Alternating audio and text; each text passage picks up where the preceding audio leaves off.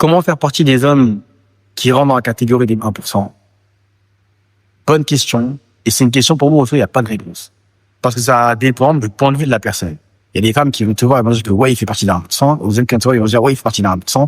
Mais c'est par rapport à des caractéristiques et des attitudes précises que eux ont calibrées comme vraies pour les hommes qui font partie d'un 1%. Mais encore, je pense que cette définition-là est importante que pour toi en soi. C'est quel type d'homme tu veux être et quel type d'homme pour toi mérite d'être respecté et de qui tu pourrais être fier. C'est vraiment ça le plus important. Après, le reste à côté, tu auras forcément une personne qui va matcher du coup avec tes critères. Ok? C'est pas en gros toi qui adapte tes critères par rapport au monde, c'est le monde qui adapte ses critères par rapport à toi.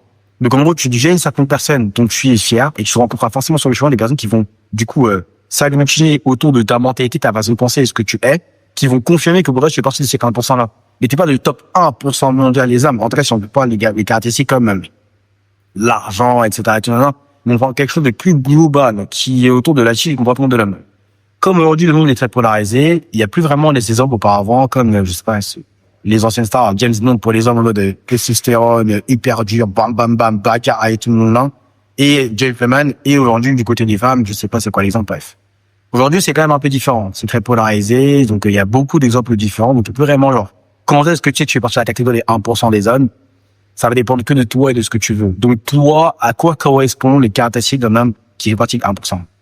Par exemple, moi j'ai déjà envie de pour moi aujourd'hui, qu'est-ce que c'est qu'être un homme et faire partie des 1%? Et en soi, en vrai, ma définition, elle pourrait marcher aussi pour les femmes. Parce que la différence aujourd'hui dans le monde qu'on essaie de trouver entre les hommes et les femmes, elle est beaucoup plus compliquée que dans le passé. Parce que dans le passé, pour faire une petite éducation très rapide, c'était beaucoup plus simple d'être considéré comme un homme. Parce que voilà, la femme n'avait pas tant de droits que ça. Même pas tant de droits que ça, elle n'avait aucun droit. Donc c'était un peu la personne qui ne travaillait pas, qui était à la maison, qui n'avait pas de vote, qui ne pouvait rien faire. Donc en fait, l'homme rentrait à la maison, il avait l'argent, il pouvait sur la table, il devait faire les courses, s'occuper des enfants, etc., etc. Mais en soi, elle avait aucun droit. Elle ne pouvait rien faire. C'est à partir de la Seconde Guerre mondiale qu'on a commencé à les mettre du coup au travail. Donc on s'est dit, oh, elle peut bosser et tout, ça peut faire la deal, elle peut voter, alors bref.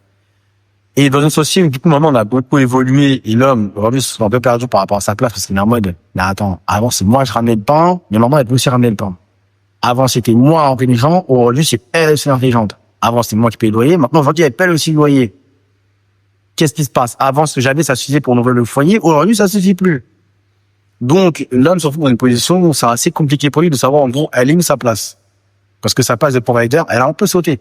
Aujourd'hui, c'est plus le fait d'être gentleman pour qui qu'il y a une femme que d'être provider. Parce qu'en vrai, elle peut tout se payer elle-même. Elle travaille, elle va à l'école, elle a son diplôme, elle peut payer son loyer et tout. Non, t'as plus vraiment besoin. De quand ton grand-père ou ton père, il dit oui, si ta copine, elle t'écoute pas, tu tapes du poing sur la table. Tu dis ouais, tu tapes du poing sur la table, elle dit écoute, moi je peux aller aussi avec toi, je paye les courses aussi avec toi, je paye les factures avec toi et tout. Non, tu tapes pas du poing sur la table. Alors on se pose et on parle. Et là, t'es un peu perdu. Qu'est-ce que c'est qu'être un homme? Pour moi, être un homme, ça a jamais à train avec toutes ces choses. Vraiment, honnêtement, et je remercie du fond du cœur mon père, papa sur ces milliers et tout, je vous remercie du fond du cœur parce que pour moi, t'es un exemple incroyable et vraiment, tu l'as encore. C'est que mon père, en gros, ça a été un homme, depuis que je suis tout petit, il m'a toujours appris que si tu veux être un vrai homme, il faut que tu sois complet. Et être complet, c'est savoir faire à manger. Ça va prendre soin d'un foyer. Ça va prendre soin des petits frères, de tes futurs enfants par la suite. Ça va prendre soin de tes parents. Ça va prendre soin de tes proches à l'extérieur. Savoir communiquer, parler, te faire écouter, avoir du charisme, avoir du courage. Et mon père, très jeune, il m'a inculqué tout ça. Et ce qui est drôle, c'est qu'il m'a pas inculqué tout ça en me parlant ou en me disant qu'il fallait que je sois comme ça. Il me l'a montré au quotidien. Mon père, à la maison, c'est la personne qui préparait. Et quand mon père, il préparait et tout, ses repas, c'était plus apprécié. Mon père, c'était celui en groupe, genre à la maison aussi, qui pouvait nettoyer. Bon, je dis pas qu'il nettoyait tout le temps, mais c'était celui en gros, quand il voyait que c'était pas propre et tout, il était en même, non, c'est pas propre et tout, boum, boum. Et au lieu de demander, en gros, oui, je sais pas, à ma sœur, ce qu'il a jamais fait, lui demander à ma belle-mère, ce qu'il n'a jamais fait non plus, genre de nettoyer, de faire les choses. Non, mon père, il voyait la scène, il se devait d'aller le faire. C'était pas en mode, je suis l'homme, je vais rester assis sur le canapé et tout. Ça a jamais de cette façon-là. J'ai jamais eu l'image de mon père sur le canapé, avec une bière ou avec un fer, etc. et tout, genre, en rentrant du travail. Non, mon père, il rentre du travail, il se met au boulot à la maison. Il a des enfants, il a une famille, il a encore du boulot. Et en gros, moi, ça m'a inspiré parce que mon père, c'était un entrepreneur, et c'est encore un entrepreneur. Donc, en gros, c'est un mec, déjà, qui est rentré très tard, qui partait très tôt. Vous imaginez un peu un entrepreneuriat, du coup, physique, avec le business physique et tout, à quel point c'était chouette. Et il bossait quand même. Et il bossait, il donnait du temps qualitatif à ses enfants et tout. Moi, c'est une vraie source d'inspiration. C'est un homme qui est complet. Donc, très, très tôt, il m'a dit, aujourd'hui, faut pas que tu dépendes d'une femme. Tu veux pas dépendre d'une femme pour ranger ta maison. Tu veux dépendre d'une femme pour faire ton repas. C'est avoir trop de pouvoir sur toi, au final. Et pour dire des phrases comme, je suis pas ta mère.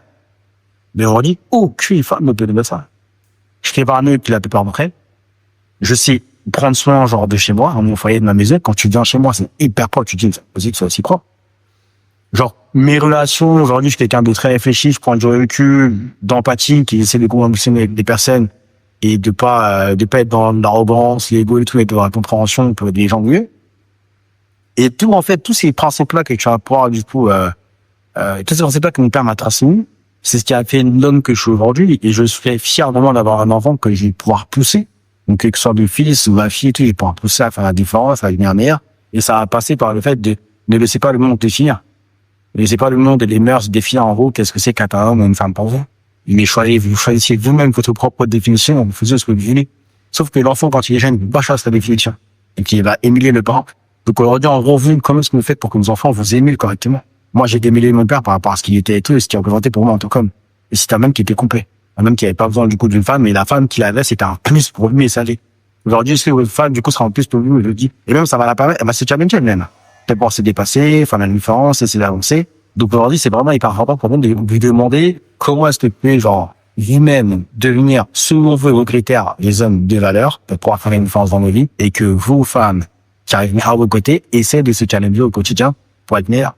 Parce qu'une femme qui arrive dans ta vie et tout pour préparer à manger et s'occuper du gens, etc. Non, c'est super. Ok, c'est top. Alors ouais, c'est ce que, alors à la fin de la finalité et tout, genre tu peux parce que ça te permet de gagner du temps parce que aujourd'hui, par exemple, par rapport au business. Voilà, bah, des fois je prépare parce que j'aime ça, alors, j'aime ça quand même, et des fois je fais pas du tout, parce que là j'ai pas le temps. Donc avoir quelqu'un qui t'épaule et qui peut le faire et tout, c'est parfait, c'est incroyable, c'est magnifique. Donc en gros, vraiment, genre, dis ça. Posez-vous ça sincèrement comme question. Aujourd'hui, quel type d'homme je veux être? Et en fonction de ça, devenez cette personne-là, sans chercher à avoir quelqu'un qui comprenne ce que vous êtes et qui veille avec vous par rapport à ce que vous êtes, mais laissez la vie, mettre les bonnes personnes en faisant votre chemin. Vous, sur votre chemin et tout, travaillez dur pour vous mettre les hommes-là. Et laissez la bonne femme, les bonnes personnes atterrir dans vos vies, comprendre ce que vous êtes, et genre se greffer là pour continuer à avancer.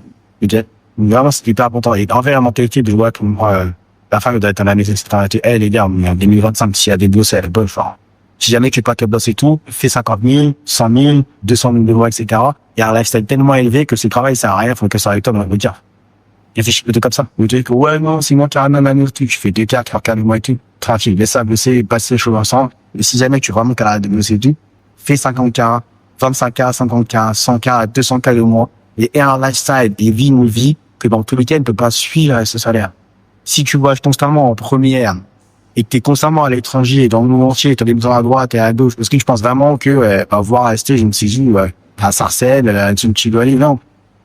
Non, de là où il faudra pas qu'elle décroche. Là où on travaille, ça ne sert plus à rien.